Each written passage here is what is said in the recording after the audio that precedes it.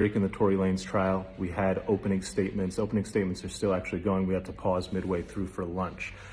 Better than TV. If you watch the prosecution's opening statement, you would say guilty. If you then watch the defense's opening statement, you would say, what the hell is the prosecution thinking, charging him? Basically, the prosecution started with this story. They said that, hey, they're all at the party, and Tory is leaving the party with Meg. They're in the car.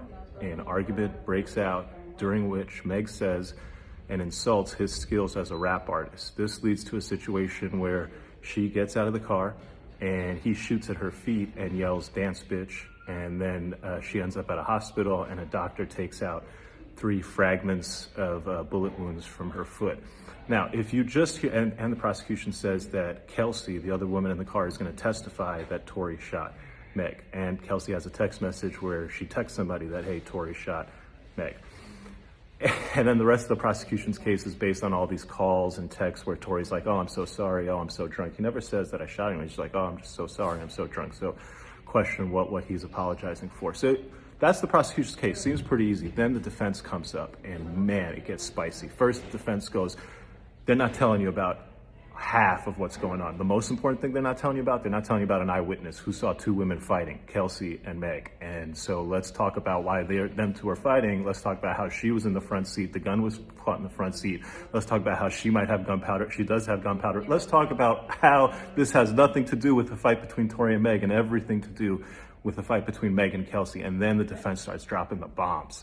He basically says this, that they're in the car. Yeah, they left. But do you know why they left? They left because Kylie and Tory were in the pool together. And Kelsey and Meg both felt some type of way about that, to the point that Meg felt really some type of way about that. And she was really trying to go, to the point that eventually, because of how Meg is acting, this is according to the defense, Kylie Jenner goes to Meg The Stallion and says, it's time for you to leave. They all leave.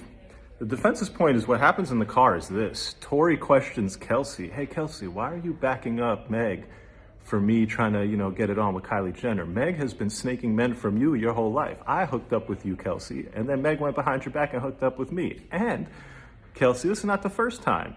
You had been hooking up with Ben Simmons. Meg went behind your back and hooked up with Ben Simmons. You had been hooking up with DaBaby. Meg went behind your back and hooked up with DaBaby. And so the defense starts dropping all these grenades.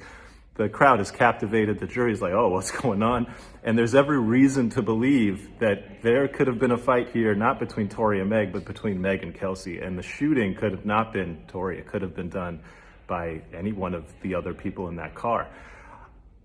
What does all of this mean? Well, I'll tell you a couple things. First, Corey Gamble, Kris Jenner's husband, is going to testify, so this will continue to be must-see TV. 2, the judge is terrific. I expect a very fair trial. The lawyers on the defense side are terrific.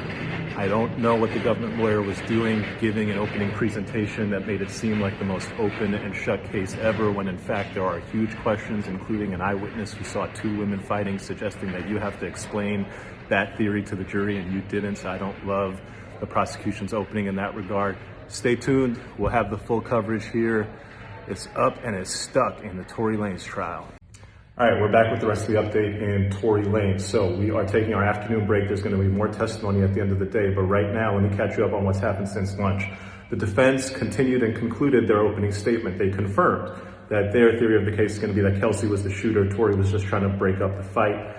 Then the prosecution went up. They put on a police officer as their first witness. This is the police officer who arrived at the scene of the shooting. He testified about how he saw gun casings, blood spatter.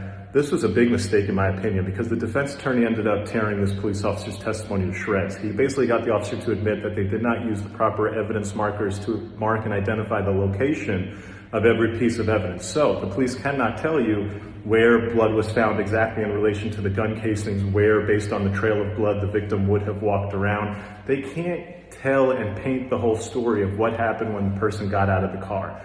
Why, if you can't paint that story, why, if you didn't use the evidence markers, why, if you purportedly have a very simple case, did you waste your time making your first witness a police officer whose testimony is going to get torn to shreds by the defense attorney. Big mistake, in my opinion, if you ask me. From here going forward, the defense will always be able to point out that the government's investigation is completely incapable of telling the jury about the movement of the victim outside of the car. So if you're trying to inject reasonable doubt, alternative theories, you've now done a great job setting it up that the government's story has holes in it. Yo, as I'm covering this Meg Tory trial, trust, there is a whole team of attorneys, paralegals, and legal support staff in New York who want to talk to you if you've been working, doing manual labor, getting paid every 2 weeks instead of every week in New York. You do physical work, you get paid every 2 weeks instead of every week. Or if they make you wear a uniform and you have questions, hey, am I supposed to be getting paid extra for uniform maintenance? Am I supposed to be getting paid back because I paid for this uniform out of my pocket? Am I supposed to be getting paid back if I lose the uniform?